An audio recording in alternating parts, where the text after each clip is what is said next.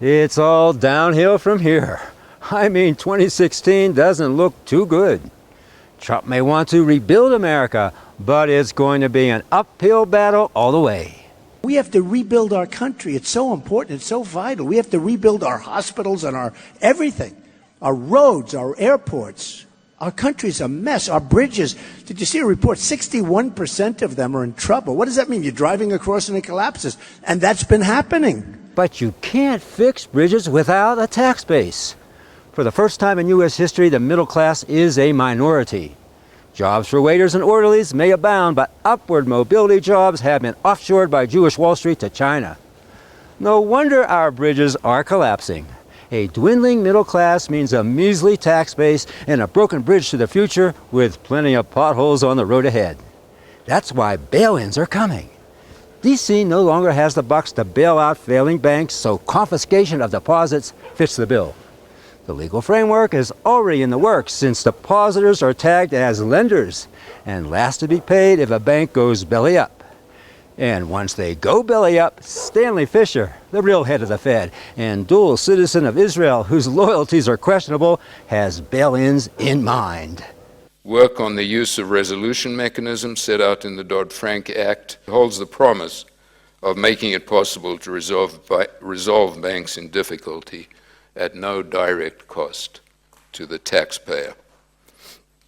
As part of this approach, the United States is preparing a proposal to require systemically important banks to issue bail-inable long-term debt that will enable insolvent banks to recapitalize themselves. All his financial gobbledygook means that banks will recapitalize by grabbing your checkbook. You, the depositor, lender, takes the hit. The Second Amendment is also taking a hit.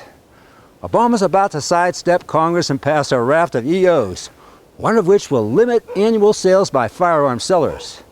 And guess who's drafting the EOs for Obama? The usual suspects.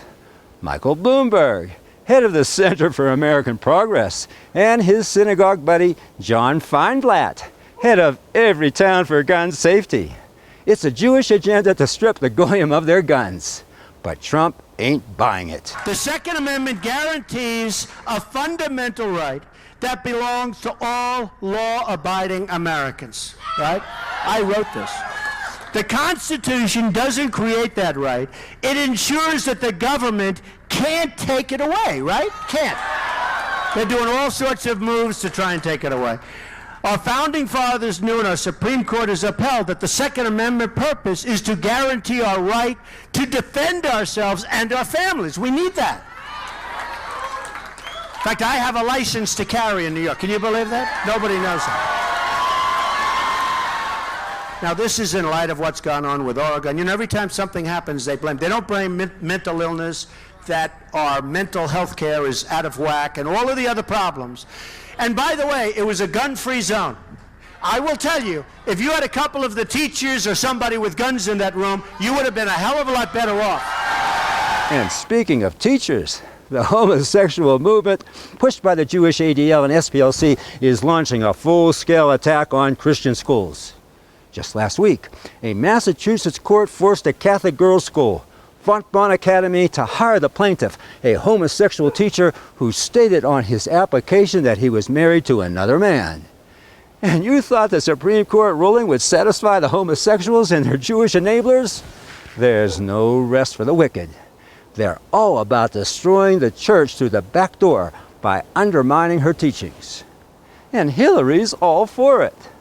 Her kickoff ad showed two men holding hands and two women cuddling up together. She also holds male hero Vladimir Putin in contempt.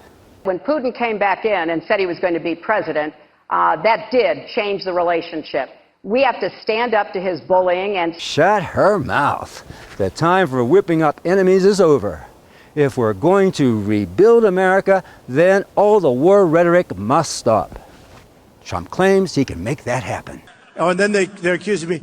Putin called him brilliant. That's not good. Well, isn't it sort of nice if, like, countries that we're always fighting with, maybe we get along and let them do, right?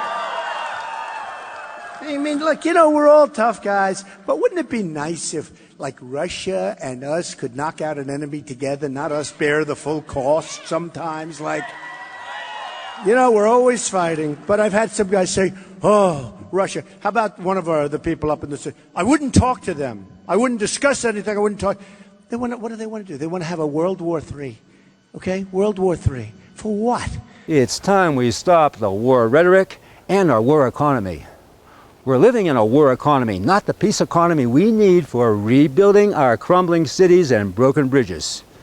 Time to beat our swords into plowshares and start building bridges with the rest of the world. If that's ahead for 2016, then we still got a fighting chance.